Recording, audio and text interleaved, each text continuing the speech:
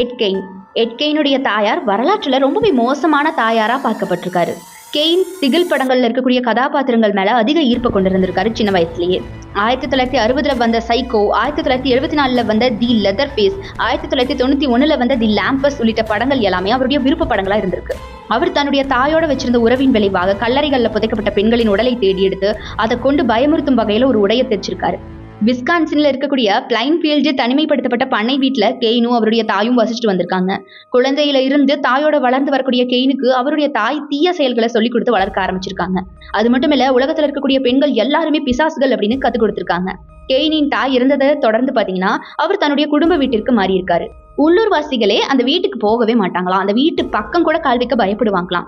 ஏன் அப்படின்னா அது ஒரு பேய் வீடு அப்படிங்கிற மாதிரி எல்லாரும் பார்த்திருக்காங்க. அந்த அளவுக்கு கெயின் பயமுறுத்தும் தோற்றத்தோட பயமுறுத்தும் நடவடிக்கையில இருந்திருக்காரு. நகரத்தின் ஓரத்துல இருந்த அந்த வீடு எப்பவுமே இருட்டாகவும் ரொம்பவே பயமுறுத்தும் அச்சுறுத்தும் ஒரு வீடாகவும் தான் இருந்திருக்கு மத்தவங்கள.